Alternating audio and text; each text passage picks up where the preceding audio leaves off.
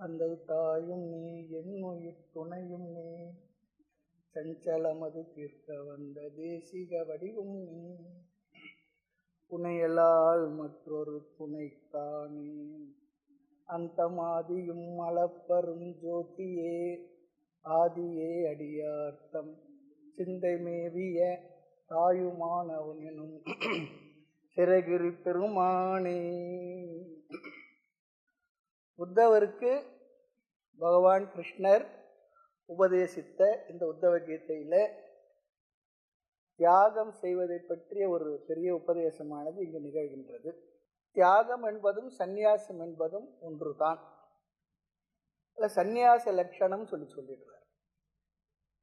அனைத்தையும் விட்டு விடுதல், சம்யக்கு நியாசம், முழுமையாக விட்டு விடுவது, விட்டு விட்டேன் என்ற எண்ணத்தையும் விட்டு விடுவது. விட்டு விட்டேன்னு சொல்லிட்டு மனசுல விட்டுட்டேன்னு சொல்லிட்டு தான் விடலன்னு சொல்றார்.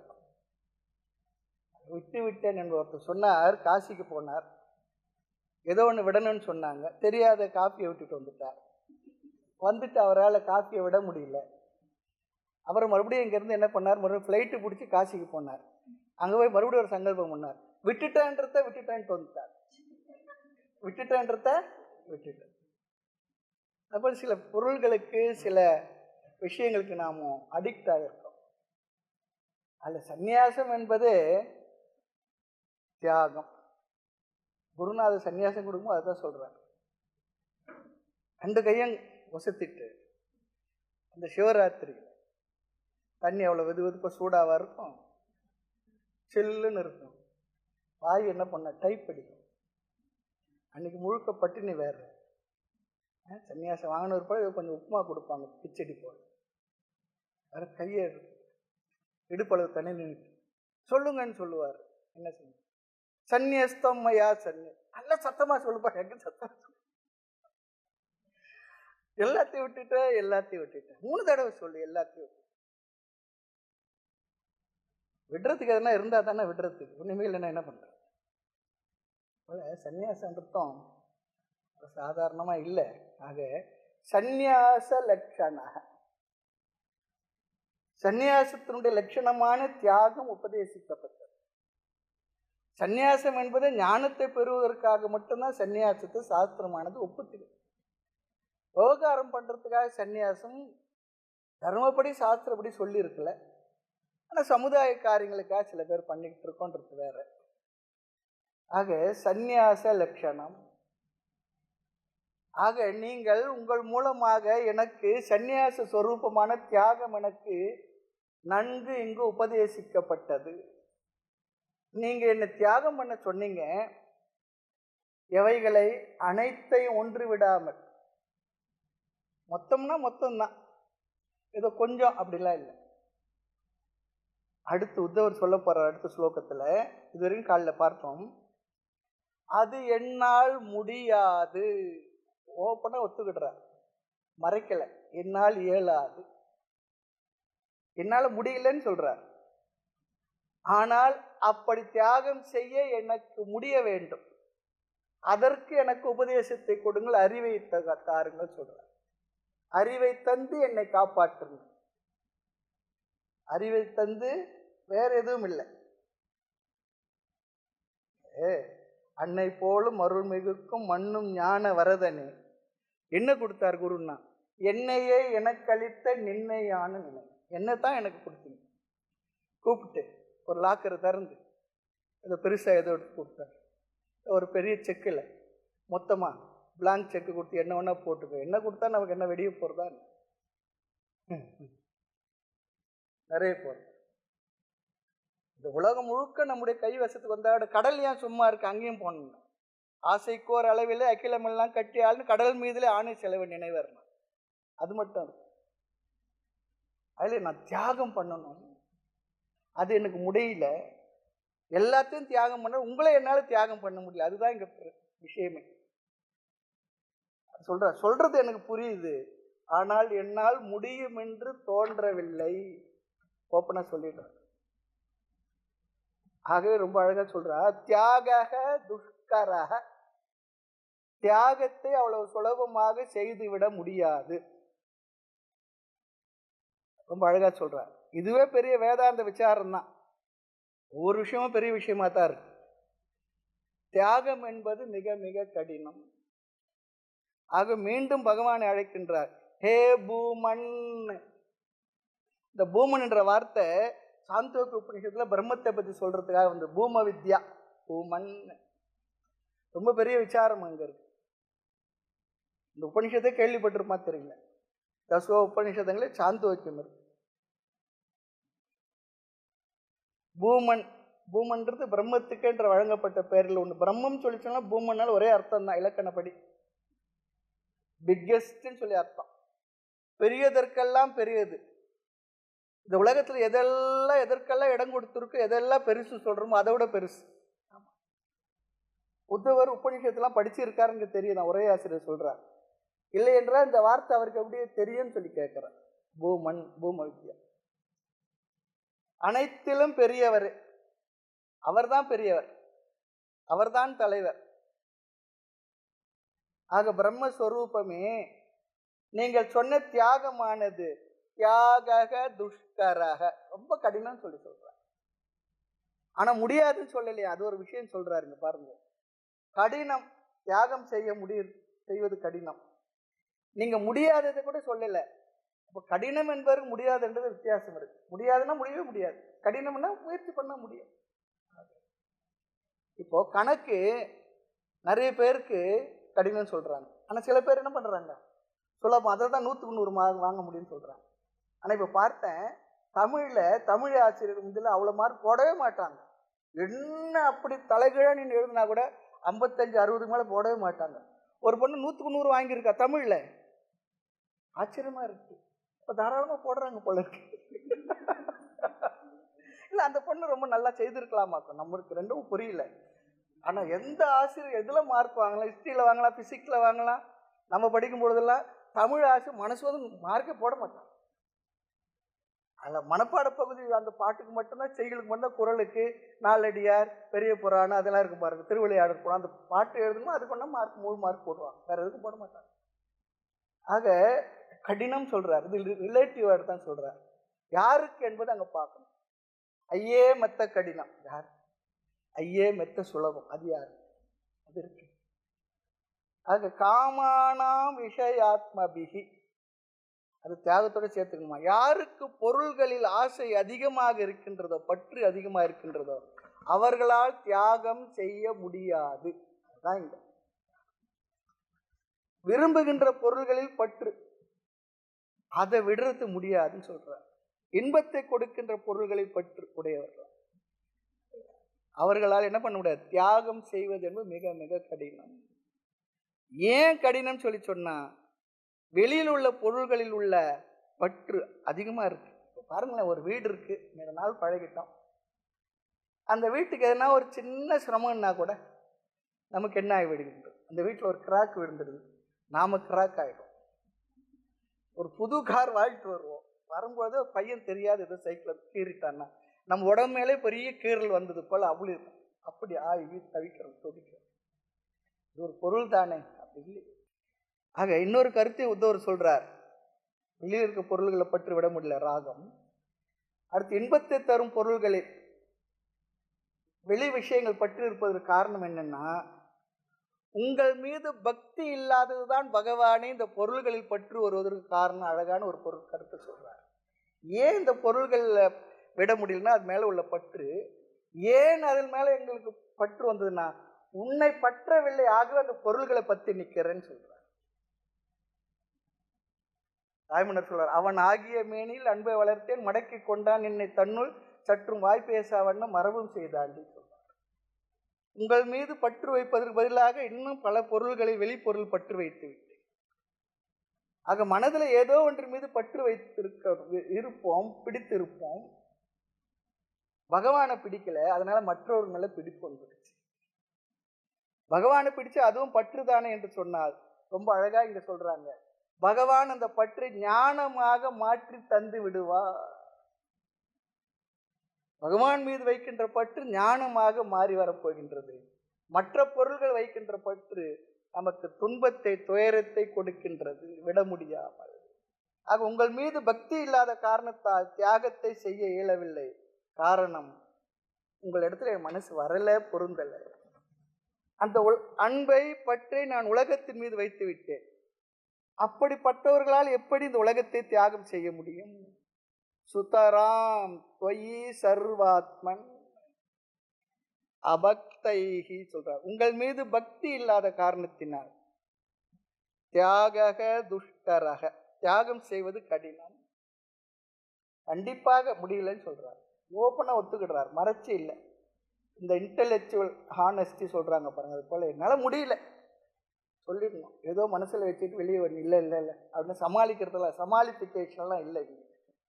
ஓப்பனா சொல்லிட்டார், என்னால முடியல. குரு இடத்துல அப்படி சொல்லிடணும், பகவான் இடத்துல சொல்லிடணும். ஏன்னா பகவான் நம்ம மனசுக்குள்ளே இருக்கிறார். உள்ளத்தினுள்ளே ஒளித்தண்ணி ஆட்டுகின்ற கள்ள கருணையான் காணும் தரமாம், தாய்மன்னர் தான் சொல்றார். என் உள்ளத்திலேயே இருந்துகிட்டு இருக்க, அப்புறம் நான் எப்படி அதை மறைக்க முடியும்? நீங்கள் சொன்ன அந்த தத்துவமானது கடினம். பகவானை மீண்டும் ஒரு சொல்லால் சொல்றார், சர்வாத்மன், அனைத்துமாய் இருப்பவரே. நீங்க தான் எல்லாமா இருக்கிறீங்க, நீங்க தான் அனைத்தும். நீங்க எங்க இல்லை, எல்லாம் நீங்களா தான் இருக்கு. நீங்க உங்களுள்ளதான் எல்லாம் இருக்கு, அதுதான் உண்மை.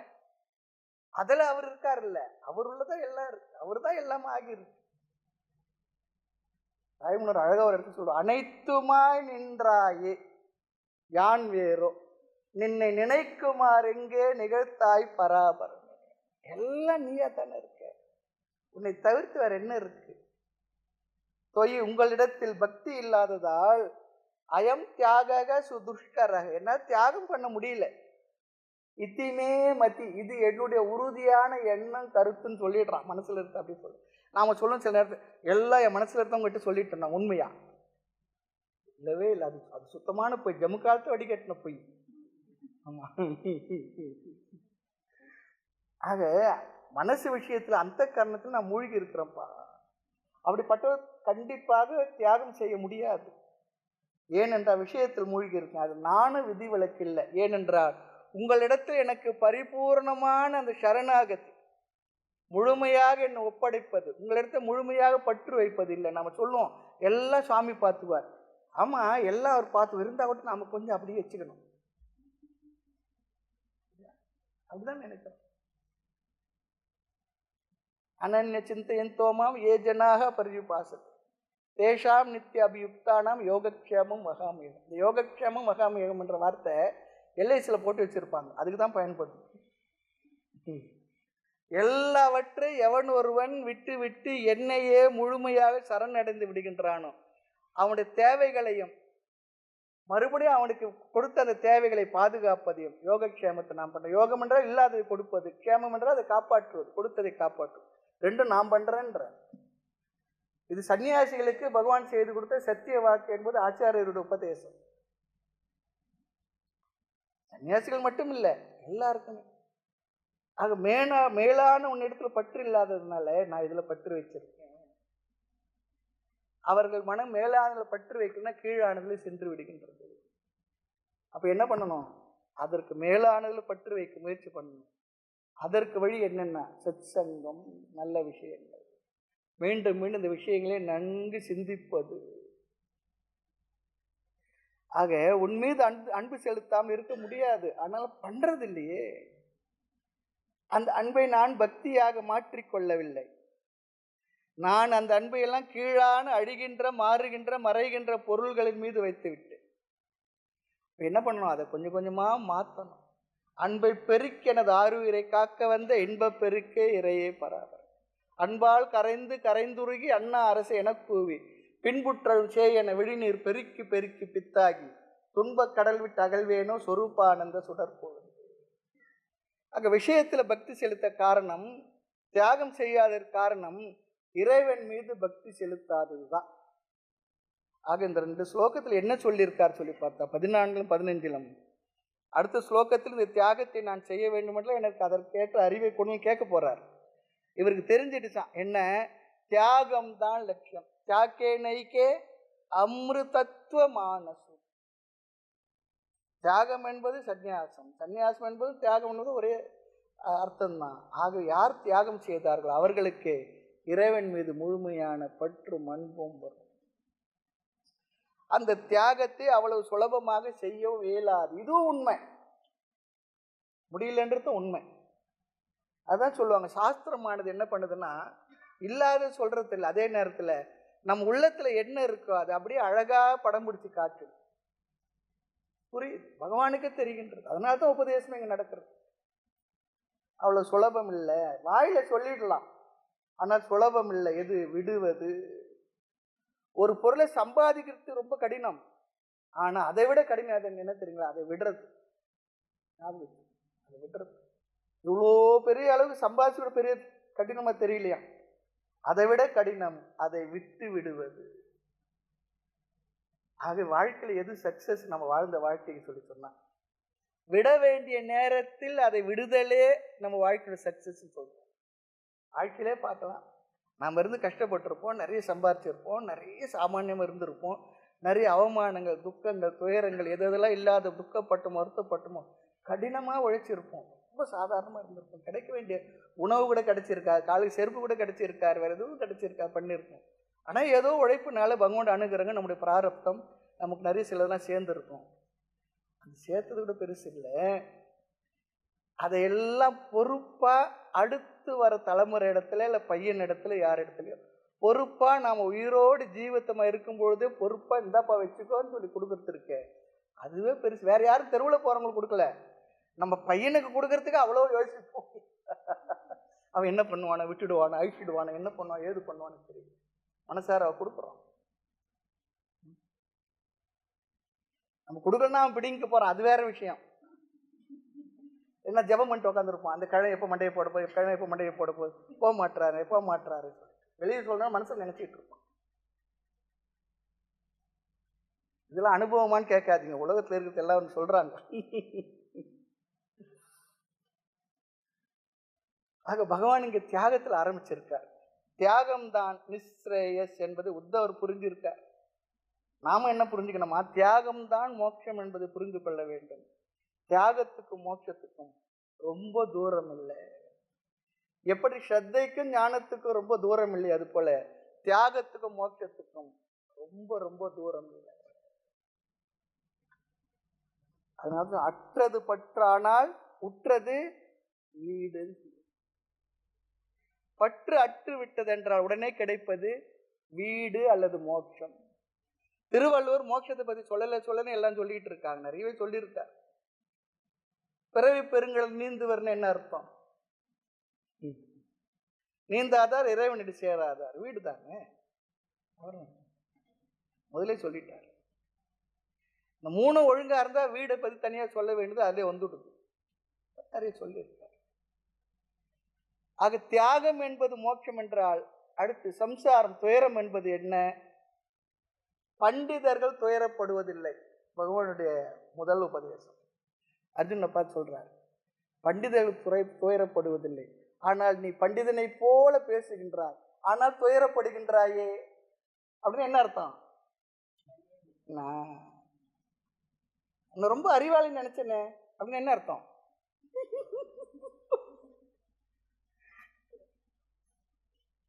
உங்களை ரொம்ப நல்லவர் நினைச்சேனே அப்படின்னு என்ன அர்த்தம்? நானு சோசந்தி பண்டிதாக. கீதையில் அங்கே பெரிய ஒரு விசாரம் பண்ணோம், அழகாக அந்த வார்த்தைகளை போட்டு படிப்படியாக நம்ம ஒரு பெரிய ஒரு விசாரம் பண்ணினோம். இங்கே தான் வகுப்பில் பண்ணினோம். ஆக அதே போல தியாகம் என்ற விஷயத்தில் ஒரு விசாரம் இருக்கு. தியாகம் மோட்சம் சொல்லி சொன்னா சம்சாரம் என்பது, சம்சாரம் வேற எதுவும் நினைச்சுக்காதீங்க, சாமி எங்க சம்சாரத்தோட தான் வந்திருக்குன்னு சொல்லாதீங்க.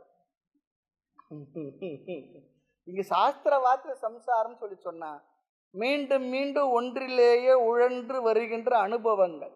சம்யக்கு சரதி இதி சம்சாரம். இக சம்சாரே புனரப்பி ஜனனம் புனரப்பி மரணம் புனரப்பி ஜனனி ஜடரே சம்சார் ஜடரே சயன இக சம்சாரே பகுதுஸ்தாரே கிருப்பையா பாரே பாரிமுக முரார். பகவத்கீதை பஜகோவந்தி சொல்றார் ஆதிசங்கர். சம்சாரம் வந்து மீண்டும் மீண்டும் ஒன்றில் ஓண்டுகிட்டு இருக்கு. பண்ணுறது தானே பண்ணுறோம்.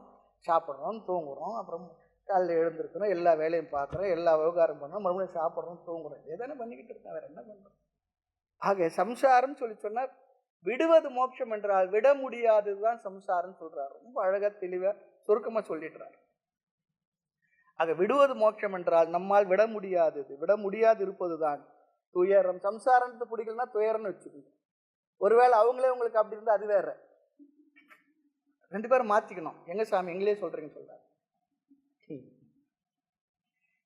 ஆக தியாகம் சொன்னா மோட்சம். ஆக சம்சாரம் என்பது அத்தியாக அமோக்ஷக, ரெண்டுத்துல ரெண்டு ஆ போட்டு. அது தியாகம் செய்யாம இருப்பது சம்சாரம். தியாகம் செய்ய முடியாம இருப்பது எதனால்? பற்று ராக. ராகம் சொன்னா காம்புவதி கல்யாணி ராகம் இல்ல, பற்றுன்னு சொல்லி அர்த்தம். ராகம் சொல்லி பற்றுதான் தியாகம் செய்யாததுக்கு காரணம். சரி, இங்க பற்று என்றால் எதில் உள்ள பற்று? அனாத்ம வஸ்துக்களில் உள்ள பற்று.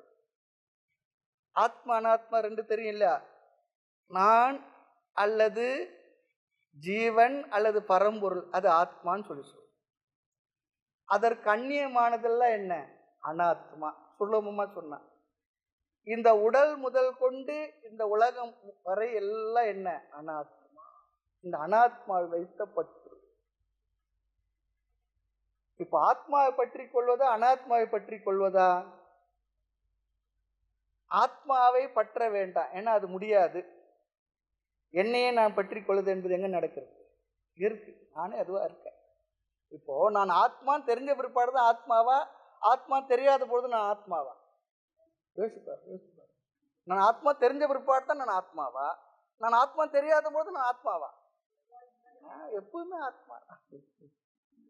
ஆக ஆத்மாவை பற்ற முடியாது. அது நானாக என் சொரூபமாக இயல்பாக இருந்து கொண்டிருக்கிறது. அனாத்மாவை தான் நான் பற்றி பிடிச்சுக்கிட்டு இருக்கேன். ஆக இங்கு பற்று என்று சொல்லும் பொழுது நாம் ஆத்மாவைத்தான் பற்றி கொண்டுள்ளோம்.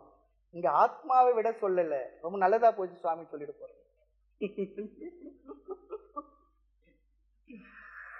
அனாத்மாவை விட சொல்லிதான் இங்க பேச்சே. ஆக அனாத்மாவை விட முடியாதுதான் சம்சாரம். அதான் சொல்றார், பற்றினால் தான் அனாத்மாவை விட முடியவில்லை. பற்றுக பற்றற்றான் பற்றினை அப்பற்றினை பற்றுக பற்று விடற்கு. எவ்வளவு அழகா தமிழ்ல பாருங்க விளையாடுறார். ஆக அனாத்மாவில் பற்று வருவது சம்சாரம். அனாத்மா என்றால் என்ன? உடலும் உலகமும் இதை நான் என்று நினைத்தல் தான் பற்று. இந்த உடலையும் உலகத்தை, அதுல பாருங்க, உலகத்தை கூட எனக்கு வேறா இருக்கு, அதை கூட என்னுடையது சொல்லலாம். இப்போ இந்த பென்சில் என்னுடைய சொல்லலாம், இந்த கிளிப் என்னுடைய சொல்லலாம், இது என்னுடைய வீடு சொல்லலாம், இது என்னுடைய மகள் சொல்லலாம், இது என்னுடைய மகன் சொல்லலாம், இது என்னுடைய சேர் சொல்லலாம், என்னுடைய கார் சொல்லலாம், பங்களா சொல்லலாம். வெளியில இருக்க பொருள்கள் எல்லாம் என்னுடையது. அதையே விட முடியல. ஆனா அடுத்து இந்த உடல் இடத்துல வந்துட்டு பிற்பாடு இந்த உடலை நாம என்ன நினைக்கிறோம்? நானாவே நினைக்கிறோம். ஆனா உண்மையில் இந்த உடலும் என்ன? இந்த பொருள்களை போல அதுவும் என்னுடையதுதான். என்னுடைய வாழ்க்கைக்காக என்னுடைய கர்மத்தினால் நான் எவைகள் எல்லாம் சேர்த்து உபயோகப்படுத்துறோனோ அதே போல என்னுடைய கர்மாவினால் தான் இந்த உடலை சம்பாதித்துள்ளேன். இந்த உடலும் என்ன? என்னுடையதுதான், நானே இல்லை. ஆனால் இந்த உடலை என்ன பண்றேன்? நான் நினைச்சுக்கிட்டு இருக்கேன். ஏன்? ஆத்மான்னு ஒன்று இருக்கு, அதுதான் நான், அதுதான் என்னை எவ்வளவு செய்து கொண்டுள்ளது. இந்த உடலில் நான் ஆத்மாவாக இருந்து வசித்து கொண்டுள்ளேன்னு தெரியாததுனால இந்த உடலை நான் சொல்லி சொல்றேன். ஆனா சில நேரம் சொல்றோம், டாக்டர்கிட்ட போயிட்டு நான் சரியில்லைன்னு சொல்றது இல்லை, சொன்ன மேல அப்படி பார்த்துடுவார், அவர் ரெஃபர் பண்ணிடுவார். யார் என்னுடைய உடம்பு சரியில்லை, என்னுடைய தலை வலிக்குது, என்னுடைய கை வலிக்குது, என்னுடைய மனசு சரியில்லை, நான் சரியில்லைன்னு சொல்றது இல்லை. ஆனா அது ஒரு சமயம் சொல்றோம். ஆனா நாம் என்ன நினைச்சு இந்த உடலை நான் என்று நினைச்சிருக்கோம். உடலை நான் சொல்லி நினைச்சிருக்கோம். நான் என்ற பொருள் உடலை ஒரு பொருளாக வைத்திருக்கின்றோம். ஆக உடலும் உலகமும் அனாத்மா, அதை நான் என்று நினைத்திருக்கின்றேன். சரீரம் பிளஸ் ஜகத்து, உடலும் அனாத்மா தான், இந்த உலகம் அனாத்மா தான். ஏன் உடலையும் உலகத்தை பிரித்து சொல்றேன்னு சொன்னா, உடல் என்ற அனாத்மாவிற்கு உலகில் உள்ள சில பொருள்கள் தேவைப்படுகின்றது. 2 நாளுக்கு முன்ன சாப்பிட்ட இட்லி, பரோட்டா, மசால் தோசை அதுதான் இந்த உடம்பு. வேணும்னா உடம்புல கட் பண்ணி பார்த்தா இட்லி தோசைலாம் தெரியாது. அது போய் ஜீரணம் ஆகி இவ்வளவு நாள் சாப்பிட்ட உணவு தானே இந்த உடம்பு. ஆக இந்த உடலுக்கு வெளியிலிருந்து பொருள்கள் தேவைப்படுறது, உணவு தேவைப்படுறது. மீண்டும் என்ன கேட்கறது? ஒரு தடவை சாப்பிட்டா போதுன்னுதா? மறுபடியும் இல்ல அது நல்லா இருக்கு, அது வாங்கிட்டு வாங்க. அப்போ என்ன ஆயிடுதுன்னா, ஏற்கனவே சாப்பிட்ட இட்லி தோசை தான் இந்த உடல். அப்போ இது உள்ளே இருக்குது ஜீரணமான இட்லி தோசை. அதே என்ன பண்ணுதுன்னா மறுபடியும் இட்லி தோசையை கேட்குது. அப்போ இட்லியே கேட்குது.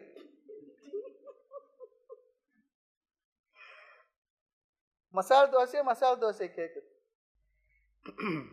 இதில் இன்னொன்று இருக்கு. சில பேருக்கு என்ன ஆயிடுதுன்னா, சாஸ்திரம்லாம் படித்த உடனே நான் சொல்லக்கூடாது அப்படிலாம் என்ன வந்துடுது. அது என்ன பண்ணுவாங்க, இந்த உடம்பு அது கட்டைன்னும், அந்த கட்டையில் போகிறோன்னுன்றாங்க. அது வேறு விஷயம். இந்த கட்டைக்கு கொஞ்சம் சாயல், இந்த கட்டைக்கு 2 இட்லி வேணும், கட்டை இட்லி சாப்பிடணும். அது அர்த்தம் இந்த உடம்பு தான் அர்த்தம். நேரடியாக சொல்லிட்டு போகலாம். சில பேர் ரொம்ப வேதாந்தம் படிச்சுட்டு ரிசர்வேஷன் ஆஃபீஸுக்கு போனேன். உங்கள் பேர் என்ன? பேர் தெரியாது. உங்கள் வயசு எத்தனை? ஆத்மாவுக்கு வயசு இல்லைன்னா போயிட்டு வாங்கன்னு சொல்லிடுவாங்க.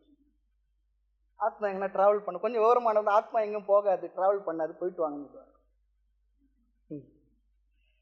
என்ன சொன்னாலும் உடம்ப தான் சொல்கிறோம். அந்த கட்டையில் இதில் போகிறேன், கட்டையில் போகிறது அது வேறு. இந்த பாதக்குரடு போடுவாங்களே அதில் போகிறேன்னு சொல்ல, கட்டையில் போகிறேன்னு அது வேறு அர்த்தம் இருக்குது. ஆக 2 நாளைக்கு முன்னே சாப்பிட்ட உணவு தான் இப்போ இருக்க உடம்பு. ஆக அன்னமயமான உடல் அன்னத்தை தான் தேடிக்கொண்டுள்ளது. ஆக அனாத்மாவான சப்ஜெக்ட் இருக்கு. இப்போ உடலும் உலகமும் ஆக உள்ள அனாத்மா மீது உள்ள பற்று தியாகம் செய்ய முடியாத காரணம் அனாத்மாவில் வந்த பற்று. சரி, இந்த பற்று வர காரணம் தான் என்ன? அனாத்மாவில் ஏன் தான் பற்று வந்தது? பொருளை விட முடியாமல் அது பற்று வர காரணம் என்ன சொல்லி சொன்னா, அதுக்கு அடுத்து சொல்றாங்க. வேதாந்தத்தை ஒரு விஷயம் ஞாபகம் வச்சுங்க. ஏதோ சொல்லிட்டு அவ்வளவுதான் அப்படி சொல்லி விடுறதில்லை. அதை தோண்டி துருவி ஆராய்ந்து அதற்குரிய தெளிவான பதிலை பெறுவது வரையிலும் சாஸ்திரம் விடுறதில்லை, குருவம் விடுறதில்லை. நமக்கு அழகா சொல்லி கொடுத்துறாரு. ஆர்வம் இருந்து அமைதியாக உட்காந்து கேட்டோம்னா, இல்லைன்னா மேம்போக்கா சொல்லிட்டு சொல்லி விட்டுடுவார். எந்த ஒரு விஷயத்தை அப்படிதான் ஆராய்ச்சி பண்ணியிருக்காங்க. அதுக்கு நமக்கு என்ன வேணும்னா பொறுமையும், குருவிடத்துல ஒரு பக்தியும், சாஸ்திரத்து மேல ஒரு நம்பிக்கையும் வைத்து இந்த விஷயங்கள்லாம் பொறுமையா அமைதியா கேட்கணும். அதுக்கு நம்முடைய வாழ்க்கையில கொஞ்சம் குவாலிட்டி டைம் கொடுத்து கொஞ்சம் டெடிகேட் பண்ணணும். அதுக்காக தான் எனக்கு இதுக்கெல்லாம் கேட்கறதுக்கு எனக்கு மற்ற விவகாரங்கள் எல்லாம் எனக்கு சிரமமா இருக்கு, விட முடியல. விவகாரத்தினால என்னால் மனசுல செலுத்த முடியல. கொஞ்சம் அமைதியா வெளிப்பட்டு நான் இதெல்லாம் கேட்கணும். அதுக்கு என்ன வேணும்னா அதுக்காக தான் சன்னியாசமே. ஞாபகம் சாஸ்திரத்தை கேட்க ஞானத்தை பெறுவதற்காக. இதுக்கு காரணம் அந்த கரணமாகிய அந்த மனதில் அதிருப்தி வந்ததால் தான் நான் ஒன்றை பிடித்திருக்கின்றேன். அதிருப்தி இருந்ததுனால தானே அந்த அதிருப்தியை சரி பண்ணுவதற்காக, அதை திருப்திப்படுத்துவதற்காக பொருளை கேட்குறேன். அது இருந்தால் எனக்கு திருப்தியா இருக்கும், இவர் இருந்தால் திருப்தியா இருக்கும், அவர் இருந்தால் திருப்தியா இருக்கும், அவர் இல்லைன்னா எனக்கு கஷ்டமா இருக்கும், அப்படிதான் நினைக்கிறோம். அது மனதில் உள்ள அதிருப்தி தான் இந்த பற்றுக்கு காரணம். திருப்தி என்ற ஒன்று வந்துவிட்டால் நாம் ஒன்று பிடிக்கவே மாட்டோம். அது ஒன்று பாருங்க, சாப்பாடு இருக்கு, எவ்வளவுதான் உயர்ந்த அவ்வளோ டேஸ்டா இருக்க அந்த உணவு தெரியும் சாப்பிடாத ஒரு சுவையான உணவா இருந்தா கூட எது வரையிலும் சாப்பிடுவோம், சாப்பிட்டுக்கிட்டே இருப்போம். ஒரு ஸ்டேஜ் ஐயா வேணாம் ஆளை விடுங்க எந்திரிச்சு ஓடியே வந்துடுவோம். உண்மை தாங்க. அது போல முழு திருப்தி அடைந்த மனசு ஒன்றை பற்றி நிற்காது. ஆக என்ன பண்ணணும், அவன் ஆகிய மேனில் அன்பே வளர்த்தேன்னா ரொம்ப அழகான வார்த்தை. அந்த பற்றை எடுத்துட்டு போய் வேற இடத்துல வச்சுட்டோம்னா இது மேல இல்லை. அந்த பற்றை அவர் என்ன பண்றார், தன்னை பற்றி அறிவை கொடுத்து நம்மளை மோட்சத்தில் நிலை பெற வைத்து விடுகின்றார். அது திருப்தி என்ற ஒன்று வந்து விட்டால் ஒன்றை நாம் பிடிக்க மாட்டோம். சாதாரணமாக மனதில் திருப்தியாக இருந்தா ரொம்ப அழகா சொல்ற அனுபவம் போல இருக்கு. மனதுல திருப்தி இருந்தா உடலும் கூட திருப்தியுடன் அமைதியா இருக்கும்னு சொல்றார். மனதுல ஒரு மாதிரி அப்படி இருந்தா தான் அந்த உடம்பும் ஒரு மாதிரி அலைபாஞ்சுக்கிட்டு இருக்கும், கண்ணு இந்திரியங்கள் எல்லாம். ஆக அதிருப்தி பற்று இருந்தாலே ஒரு டென்ஷன் தான். அதை விட்டு விட்டா ரிலாக்ஸா இருந்தோம்னு வச்சுக்கோமே, அதுவே திருப்தி. இனி அடுத்த கேள்வி, இந்த அதிருப்தி தான் என் மனசுல ஏன் வந்தது? இந்த படியை ஞாபகம் வச்சுக்கணும். தியாகம், அது என்னால் விட முடியல. தியாகம்னா விட்டு விடுறது. அது பற்று காரணம். பற்று எதுல? இந்த உடல் மீதும் உலகத்தின் மீதும் அனாத்மா மீது வைத்த பற்று. அந்த பற்று தான் ஏன் வந்தது சொல்லி சொன்னா, மனதில் உள்ள அதிருப்தி. இந்த அதிருப்தி தான் ஏன் மனசுல வந்தது? பற்றுக்கு காரணம் நிறைவின்மை. அதிருப்திக்கு காரணம் என்ன? இந்த நிறைவின்மைக்கு காரணம் என்ன? சென்ஸ் ஆஃப் இன்கம்ப்ளீட்னஸ் சொல்றான். நிறைவின்மை. நிறைவின்மைக்கு என்ன காரணம்? இதுவரையில சாதாரணமா விஷயம் பார்த்துட்டு இருந்தோம். இனிமேல் தான் ஒரு ஜம்ப் பண்ண போறோம். எங்கன்னா வேதாந்தத்துக்குள் இப்பதான் பெரிய ஒரு டைவ் அடிக்க போறோம். வேதாந்தம்ன்ற ஒரு பெரிய கடலுக்கு. இதுவரை ஆஸ்திகனும் நாஸ்திகனும் ரெண்டுமே பிரச்சனை இல்லை, ஒன்றுதான். பழைய சினிமா பாட்டு வந்து பாடினார், நான் ஆஸ்திகனானேன் அகப்படவில்லை, நான் நாஸ்திகனானேன் அவர் பயப்படவில்லை. நாஸ்திக நாடு அவருக்கு ஒரு ஓட்டா போயிடுச்சு. எந்த எலெக்ஷன் நிற்க போறாரு சாமி? இதற்கு மேல்தான் நமக்கு சாஸ்திரம் துணை புரியணும், சாஸ்திரத்துக்குள்ள போகணும். அதிருப்திக்கு காரணம் அனாத்ம அபிமானம். அனாத்மாவான உடலில் உள்ள அபிமானம் இல்லையா? இதுக்கு முன்னே எனக்கு தெரியல. இந்த உடல் மீது உள்ள நான் என்ற அபிமானம். அப்படி அபிமானம் வைத்த உடனே உயிரினுடைய தர்மம் எல்லாம் என்ன ஆயிடுச்சு? நம்முடைய தர்மம் ஆயிடுச்சு. ஆத்மாவுடைய தர்மம் எல்லாம் இந்த உடலினுடைய தர்மமா மாற்றிக்கிட்டோம். அதனால என்ன? ஆத்மாவை பற்றி தெளிவில்லை, அல்லது உடலினுடைய தர்மத்தை எல்லாம் ஆத்மா மீது ஏற்றி வைத்து விட்டோம். ஒருத்தர் சொன்னார், ஒருத்தர் ஒரு வீடு வாங்கிறதுக்கு ரெடி ஆயிட்டார், எல்லாம் ரெடி பண்ணி வாங்கிட்டார். வாங்காத வரையில் அது நமக்கு ஒரு ஆப்ஜெக்ட் தான், ஒரு ஏதோ ஒரு பொருள் பார்த்துக்கிட்டே இருக்கும். வாங்கிட்ட உடனே என்ன ஆகின்றது? ஒண்ணுமில்லை, ஒரு கடையில ஒரு போய் பார்க்குற ஒரு பொருள் வாங்காத வரைக்கும் வேடிக்கை பார்த்துருப்போம். அந்த பொருளை வாங்கின பிற்பாடு அதுல இருந்து என்ன வந்து விடுகின்றது? அது என்னுடையது, என்னுடைய பொசிஷனுக்கு வந்துடுச்சு இல்லையா? அதான் சொன்னார், ஒருத்தர் பிளாட் ஆகி பிளாட் ஆயிட்டார்.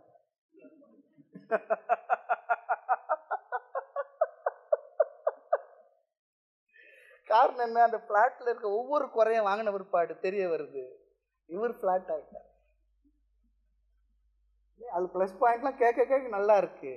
பிறகு அதுல ஏதோ ஒரு ப்ராப்ளம். அது என்ன ஆயிடுச்சுன்னா, சொன்னார், கட்டில் ரொம்ப அருமையான கட்டில், இவ்வளவு விலை அவ்வளவு விலை என்ன. அது வாங்கிட்டார். வாங்கி படுத்தா தூக்கமே வரல. என்னன்னா அது விலையை நினைக்கும் போதெல்லாம் தூக்கம் வரலையா அவர். தூங்கின பிற்பாடு ஏதோ 50-60 கிலோ விழுந்து கிடக்குது. ஊர் தெரியுதா, பேர் தெரியுதா, ஆண் தெரியுதா, பெண் தெரியுதா, என்ன தெரியுது, எந்த ஊர்ல இருக்குன்னு சொல்லிட்டு அவ்வளவுதான். அது ஃபவுண்டேஷன் சரியில்லைன்னா அவ்வளவுதான், நம்ம ஃபவுண்டேஷனை போயிட்டு. இதற்கும் காரணம் என்ன? அது என்னுடையது. உண்மைதான், அபிமானம் வந்துடுது. இந்த சொல்லுவாங்க வீடு ரிஜிஸ்டர் பண்றதா என்னன்னா, அது அபிமானத்தை இன்னும் பலப்படுத்துறதுக்காக தானே. அது இதெல்லாம் ஏன் சாமி சொல்றீங்க, எங்க வயிற்றுச்செல்லாம் கொட்டிக்காதீங்கன்னு சொல்லாதீங்க இல்லையா? அதெல்லாம் இருக்கிற விஷயங்கள். ஆக அபிமானம் வந்தாயிற்று. அப்புறம் என்ன? அது மமகாரமாக என்னுடையது என்ன வந்தாயிற்று. உடனே அதனுடைய தர்மம் எல்லாம் நம்முடைய தர்மம் ஆகிவிட்டது. அது நல்லா இருந்தா இவரும் நல்லா இருக்கார், அது நல்லா இருந்தா இவரும் நல்லா இல்லை. ஆக அபிமானம் வந்து விட்டால், அபிமானம் எதில் வைத்தோமோ அவனுடைய தர்மம் எல்லாம் நமக்கும் வந்துவிடும். இந்த உடலில் அபிமானம் வந்துட்டா என்ன ஆகிடுது? இந்த உடலுக்கு வர தர்மம் எல்லாம் நமக்கும் உரியதாகி விடுகின்றது. ஸ்தூல சரீரத்தில் பசி எடுத்தால் எனக்கும் பசி வந்து விட்டது. சூக்ஷ்ம சரீரத்தில் ஆசைகள் வந்தால் எனக்கு என்ன அவஸ்தைப்படுறேன், அதிருப்தி இருக்கின்றது. ஆக பற்றுக்கு காரணம் அதிருப்தி, அதிருப்திக்கு காரணம் ஷரீர அபிமானம். அதனால என்னால தியாகம் பண்ண முடியல. தியாகம் பண்ண முடியாத காரணம் ராகம், ராகத்துக்கு காரணம் அதிருப்தி, அதிருப்தி காரணம் அபிமானம். இதுதாங்க படி. ஏன் அபிமானம் வந்தது? ஏன் அனாத்மாவில் நான் என்ற புத்தி வந்தது? ரொம்ப சுலபமான பதில், ஆனா கடினமான பதில் தான். நான் யார் என்று எனக்கு தெரியவில்லை. தான் எவ்வரோ தொணவார் எவ்வரோ தலிசு கொண்டு. நான் யாருன்னு எனக்கு தெரியல. என்னை யார் என்று அறியாத அங்க தேசத்தில் வரிதே காமத்தீவில் சிக்கி உள்ள வான்பொருள் தோற்கவோ வந்தேன் நான் தோழி. ஆனந்த கழிப்பில் நிறைய சொல்றாரு தாய். என்னை யாருன்னு எனக்கு தெரியல. ஆனா என்று அழிகிற இந்த காயத்துல என்ன பண்ணிருக்கேன், அதுதான் உண்மை நினைச்சிருக்கேன். ஆனா இதுக்கு ஒரு ஸ்டேட்டஸ் ஆஃப் ரியாலிட்டி கொடுத்துருக்கார் தாய்மானவர். இந்த உடலை பத்தி சொல்லியிருக்கார். என்ன தெரியுங்களா, நம்ம ரொம்ப அப்படி இருக்க போற என்று மழியும் இக்காயம் இத்த ஏதுக்கு மெய்யென்று இருந்தீர் உலகு ஒன்றும் அறியாத நீரோ எமன் ஓலை வந்தால் சொல்ல உத்தரம் உண்டு. இதெல்லாம் எதுக்காக சொன்ன, இந்த அறிவெல்லாம் நம்ம மனசுக்குள்ள வைத்துக்கொண்டு நாம் எப்படி அமைதியாக நிறைவாக ஆனந்தமாக எல்லா ப்ராப்ளம் இருந்தாலும் சந்தோஷமா வாழ முடியுமோ அதுக்கான அறிவு தான் வேதாந்தம் தருது. ஞாபகம், வேதாந்தம் படிச்சா, கீதை படிச்சா, பகவத்கீதை படிச்சா, அல்லது உத்தவ கீதை படிச்சா, உபனிஷத் படிச்சா, நமக்கெல்லாம் பிரம்மசூத்திரம்லாம் படிச்சா இது செத்த பிற்பாடு ஏதோ அதுக்காக இல்லை. இந்த உலகத்துல இந்த உடலோடு வாழ்ந்து கொண்டிருக்கும் பொழுது நாம் எப்படி எந்த அளவிற்கு அமைதியா நிறைவா தெளிவா உலகத்தை வாழ்ந்துட்டு இருக்கலாம், அதுக்கான அறிவை தான் கொடுத்துருக்கு. அதுக்காக கொஞ்சம் நேரம் செலவு பண்ண இப்படி வந்து சத்சங்கத்துல கேட்கணும். எனக்கு நேரமே இல்லை சுவாமி சொன்னா அதான் சொல்லுவோம். அதாவது ஆரோக்கியமா இருக்கிறதுக்கு தினம் ஒரு 1/2 மணி நேரம் உடற்பயிற்சிக்கோ அல்லது நடைப்பயிற்சிக்கோ யோகாசனத்தை செலவு பண்ணலன்னா வாழ்க்கையினுடைய நிறைவில் அந்த ஆரோக்கியத்துக்காக எல்லா நேரம் செலவு பண்ணணும். ஆரோக்கியம் பேர் வச்சுட்டு எப்போ பார்த்தாலும் ஹாஸ்பிட்டலுக்கு போயிட்டு வந்தா என்ன இருக்கும்? அவர் பேரும் ஆரோக்கியம், எப்போ பார்த்தாலும் ஹாஸ்பிட்டலே இருக்கார்.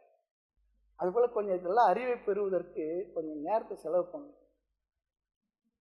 இப்போ நேரம் இல்லைன்னு சொல்லி சொன்னா அப்புறம் அவரும் என்ன பண்ணும், எனக்கு நேரம் இல்லை வந்துருப்பான்னுவார். அதனால உண்மையான நான் யார் என்று எனக்கு தெரியவில்லை.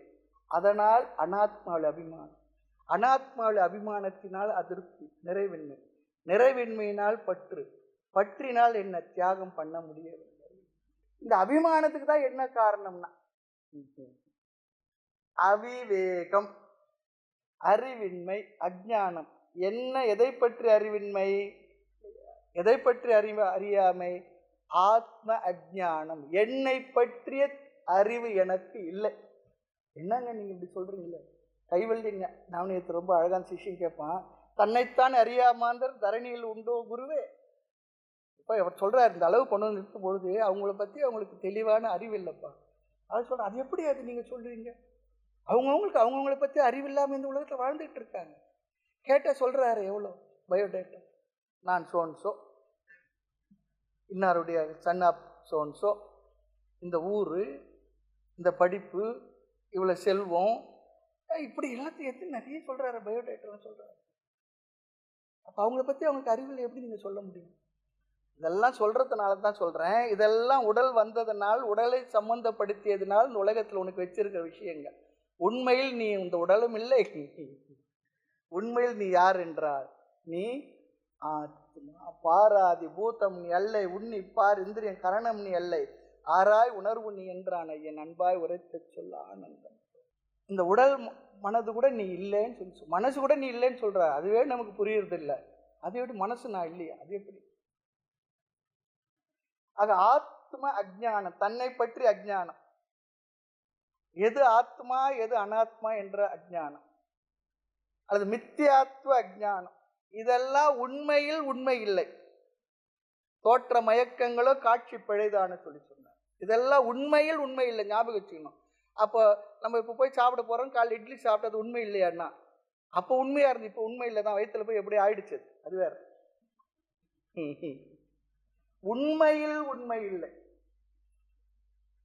கண்ணில் காணும் காட்சியாகவும் கலைந்து போகும் மேகங்கள்.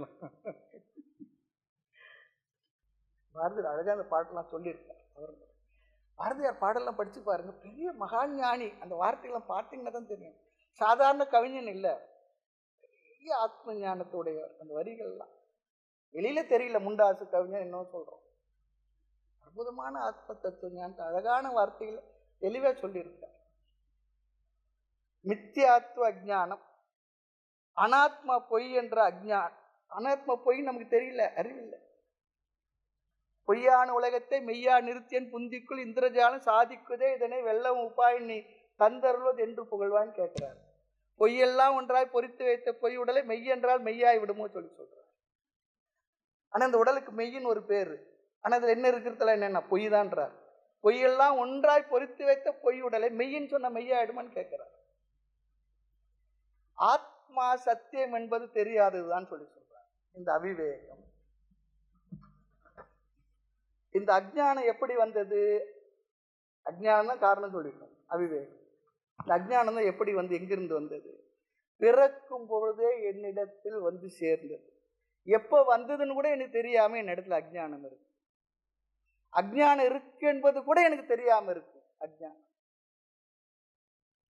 ஆக நம்முடைய ஒரிஜினல் ப்ராப்பர்ட்டி என்னவா? அந்த உலகத்துல வந்தவங்க எல்லாருக்கும் ஒரு ப்ராப்பர்ட்டி இருக்கு. என்னவா?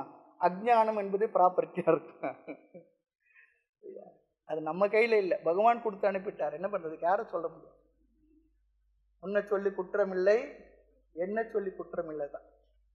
தாய்மலர் பேருக்கு ஒரு மாதிரி சொல்லுவார், தன்னையே நோவனோ பிறரையே நோவனோ தற்கால மதி நோவனோ பந்தமானது தந்த வினையை நோவனோ பரமார்த்தம் ஏதும். அது போல நமக்கு எல்லாத்துக்கும் காரணம் ஆத்மாவை பற்றி அஜ்ஞானம் எப்போது வந்து நமக்கு தெரியாது. அது பகவான் நம்ம படைக்கும் போது நம்மோட வந்து இருக்கின்றது. அது உங்க கையில இல்லை, நம்ம கையில இல்லை, அது பகவானை போட்டு அனுப்பிட்ட ஒரு விஷயம். இந்த அஜ்ஞானத்தினால் சரீரத்தில் அபிமானம், சரீர அபிமானத்தினால் சரீர தர்மம் நம்முடையதாகின்றது. அதனால் அதிருப்தி, அந்த அதிருப்தியால் அதிருப்தியுடைய விளைவு பற்று, பற்றுடைய விளைவால் நாம் எதையும் விட முடியவில்லை. சுலபமாக விட்டு விடுன்னு சொல்றோம், ஆனா சுலபமா விட முடியுமான்னா? ஒரு காஃபியை விட முடியலைங்க நம்மளால.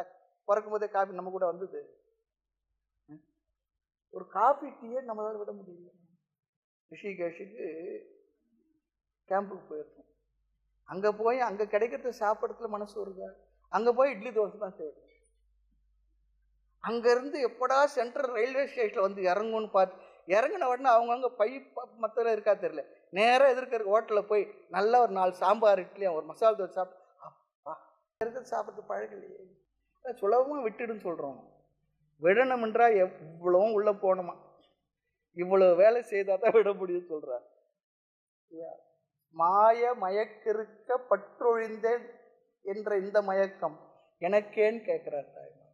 மாய மயக்க நேரத்தை நான் விட்டுட்டேன்னு சொல்லிக்கிட்டு இருக்கேன், வாயில தான் சொல்கிறேன். ஆகவே அடுத்த ஸ்லோகத்தில் ரொம்ப அழகாக கேட்கிறார், என்னால் அவ்வளவு சுலபமாக விட முடியாது பகவானே, நான் பற்று விட்டேன்னு வாயில சொல்றேன், மனசு விடல. நீங்கள் சொன்ன இந்த தியாகத்தை நான் எப்படி செய்ய முடியும்?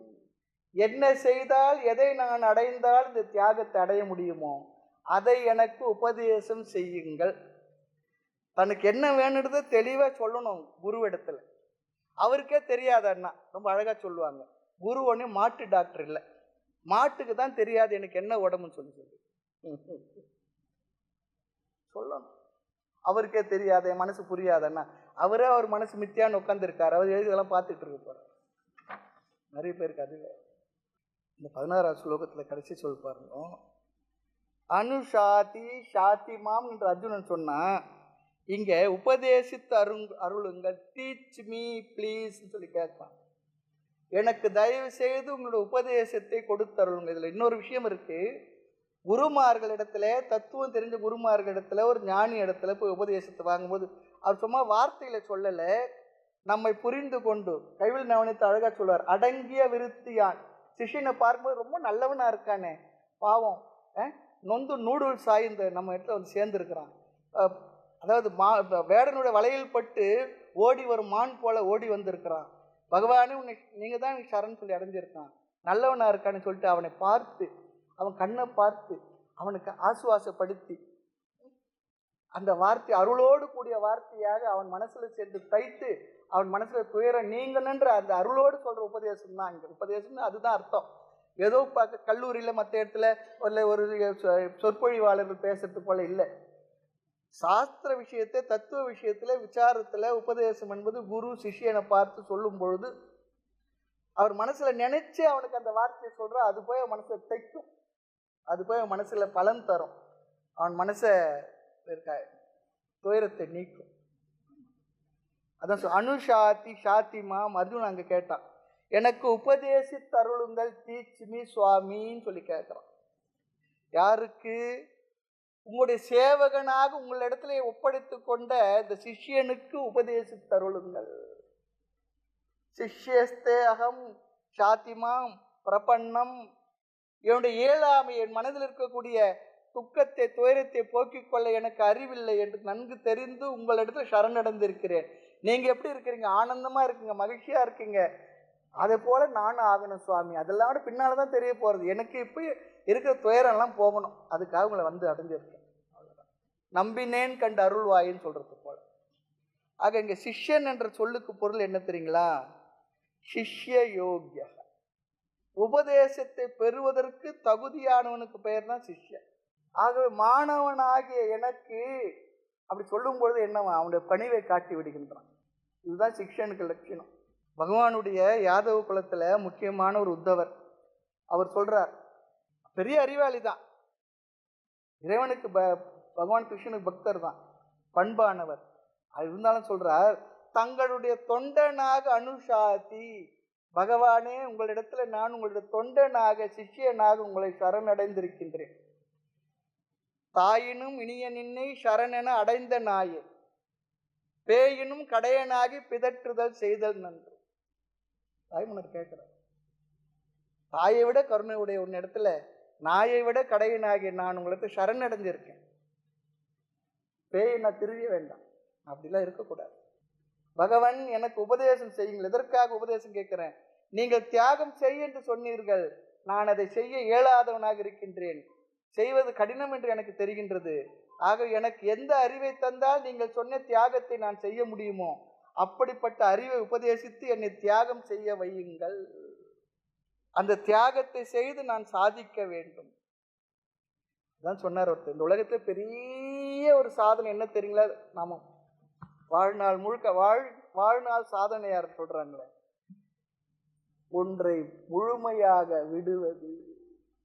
இவர் இந்த உலகத்தை விடணும்னு சொல்லி நினைக்கிறார், அதுவே அச்சீவ்மெண்ட் நினைக்கிறார். இந்த உலகத்தை தியாகம் பண்ணணும்னு நினைக்கிறார். உலகத்துல எதை அடைந்தாலும் நாம் அடைஞ்சது இந்த உலகத்துல ஏதோ ஒரு போர்ஷன் தான் இருக்குமா. உடுப்பது நாழி, இந்த 9 நாழி, உடுப்பது 4 முழம், எண்ணுவது 80 கோடி, அதுவும் இல்லைன்னுறார் திருக்குறள்ல. ஆக இங்கு தியாகம் என்பது எல்லாவற்றையும் சேர்த்து விடுவதுதான், விடணும்.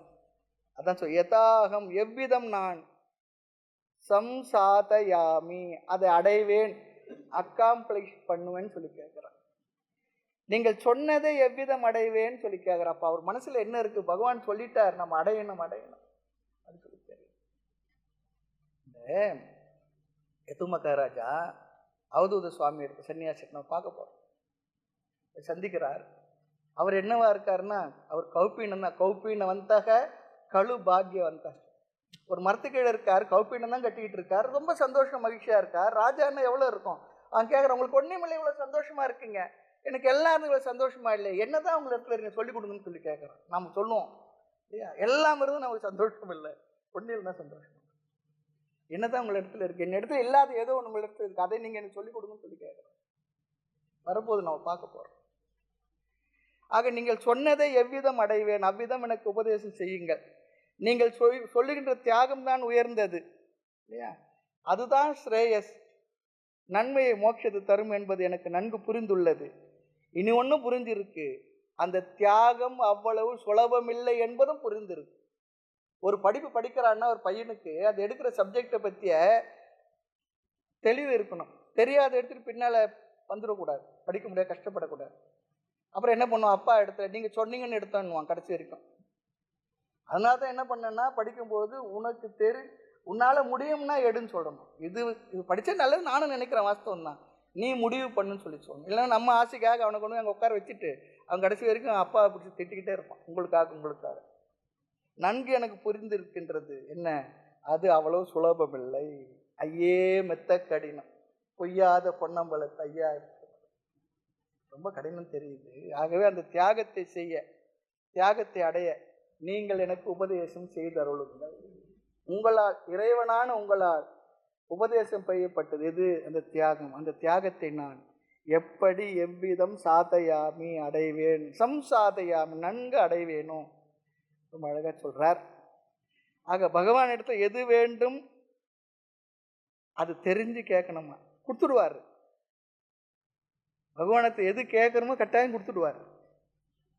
ஆனால் எது வேண்டும் கேட்குற பக்குவம் நமக்கு இருக்கணும். வாய்மலத்தில் சொல்லுவார், உணர்த்தும் உனை நாடாது உணர்ந்தவையே நாடி இணக்கமுறும் என் ஏழ்மைதான் என்னே பராபரம். என்னுள்ள இருந்து அஞ்சேல் அஞ்சேல் என்று அடிமைக்கு அப்போது உணர்த்தி கொண்டிருக்கக்கூடிய இறைவனே, உன்னை நாடாமல் இந்த உலகத்தில் இருக்க முன்னால் படைக்கப்பட்ட பொருள்களே நாடிக்கிட்டு இருக்கேன்னு. இதுல ஒரு விஷயம் என்னன்னா, இந்த உலகத்தில் இருக்க பொருள்களை கேட்டால் கொடுத்துடுறாராம். அவருக்கு கேட்டால் தான் கொஞ்சம் யோசிக்கிறாராம். யார் பெரியவன் தான் அவர் அடையறதான் பெரியவன்.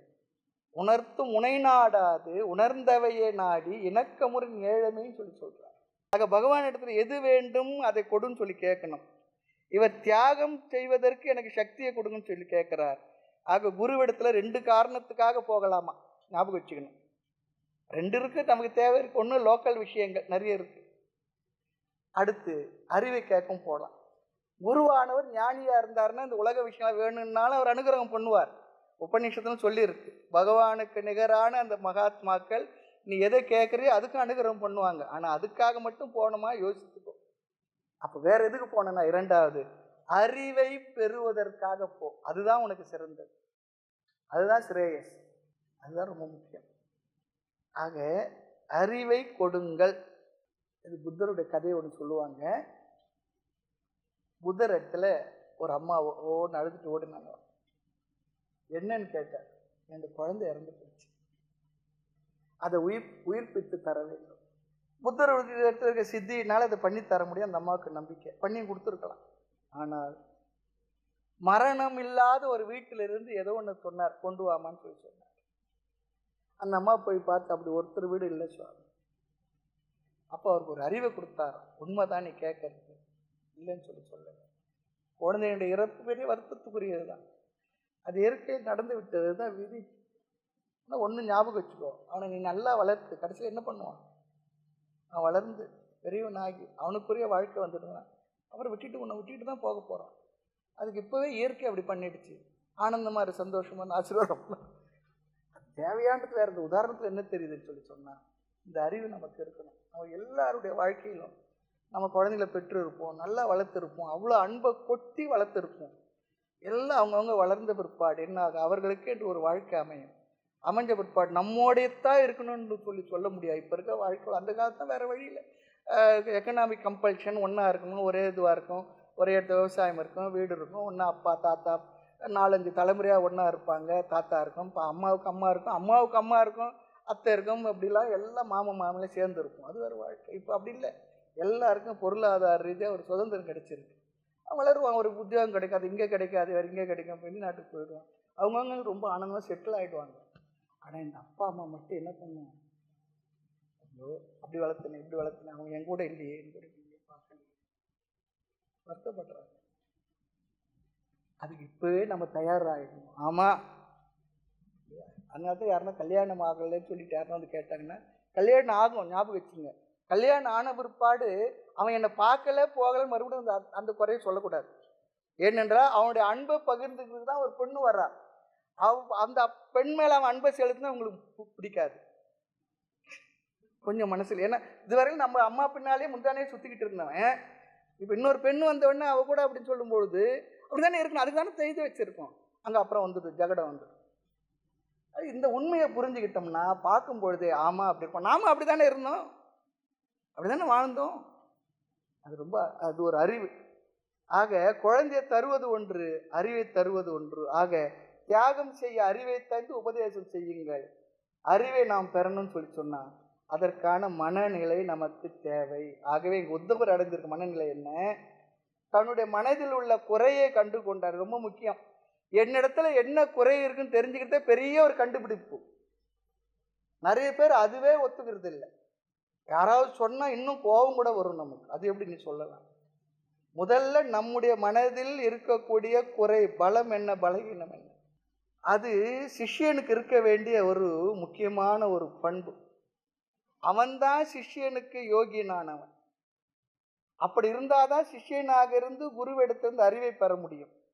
என்ன அறிவு? தன்னுடைய புத்தி தோஷத்தை அழகான சொல்களினால் வெளிப்படுத்துகின்றார். நாம சொல்லுவோம் இந்த புத்தி தோஷம்னா செவ்வாய் தோஷம், அந்த தோஷம், இந்த தோஷம் சொல்லுவாங்க. எல்லா தோஷத்தையும் பரிகாரம் பண்ணி கல்யாணம் பண்ணி வச்சாங்களாம். கல்யாணம் பண்ண பிற்பாடு என்ன ஆச்சு, ஒரே ஒரு தோஷம் இருந்தது. அது என்ன, சந்தோஷம். அதுவும் போயிடுச்சான். அதுபோல செவ்வாய் தோஷம், அந்த தோஷம்லாம் இல்லை. அவன் மனதில் இருந்தக்கூடிய அவனுடைய குறைகள், தோஷங்களை, குறைகளை எல்லாம் தான் தெரிந்து வைத்திருப்பது ரொம்ப ரொம்ப நல்லது. அதுதான் கடினம். நாம் பொதுவாக மற்றவங்களுடைய குறைகள்லாம் சொல்லுவோம், தோஷத்தை சொல்லுவோம், கண்டுபிடிச்சு வச்சிருப்போம். நம்முடைய தோஷம், நம்முடைய குறை பலகீனம் நமக்கு தெரியாது. ஆனால் நம்ம பற்றி மற்றவங்களை கேட்டிங்கன்னா அழகாக பயோடேட்டா சொல்லிடுவாங்க நம்ம கூட இருக்கிறோம். காரணம், எப்பவுமே நம்முடைய மனது நமக்கு சப்ஜெக்டாகவே இருக்கு. சப்ஜெக்டாக நாம் மட்டும் வச்சிருக்கிறோம், அது ஆப்ஜெக்ட் ஆகிறது கிடையாது. ஆனால் நம்ம கூட இருக்கிறவங்களுக்கு நம்முடைய மனசு என்ன, ஆப்ஜெக்ட். அவங்களுக்கு தெரிகின்றது, அதனால் தெரிந்து கொள்கின்றார்கள். ஐயா, அதான் ரொம்ப அழகாக சொல்கிறார். இவர் நல்லா தெரிஞ்சிருக்கு, அவருடைய குறை தெரிஞ்சிருக்கு, அவர் பலகீனம் தெரிஞ்சிருக்கு, எனக்கு தியாகம் செய்ய முடியலன்னு தெரிஞ்சிருக்கு. அந்த வார்த்தை தானே பகவானே உங்களை பிரிஞ்சு என்னால் இருக்க முடியாது, நான் உங்கள் கூட வந்துடுறேன், அழைச்சிட்டு போயிடுங்கன்னு சொல்லி சொல்கிறார். பகவான் சொல்கிறார், அதெல்லாம் நடக்காத விஷயம், நான் சொல்கிறத கேளுன்னு சொல்லி சொல்கிறார். மேலும் விஷயங்களை நாம் அடுத்த அந்தரிவத்தில் பார்க்கலாம். மூர்த்தி எல்லாம் வாழி, எங்கள் மௌன குருவாழி, அருள் வார்த்தை என்றும் வாழி, அன்பர் வாழி, பராபரமே. ஓம் பூர்ணமத பூர்ணமிதம் பூர்ணாத் பூர்ணமுதச்யதே பூர்ணஸ்ய பூர்ணமாதாய பூர்ணமேவாவசிஷ்யதே. ஓம் சாந்தி சாந்தி சாந்தி. ஹரி ஓம். ஸ்ரீ குருப்யோ நமः. ஹரி ஓம்.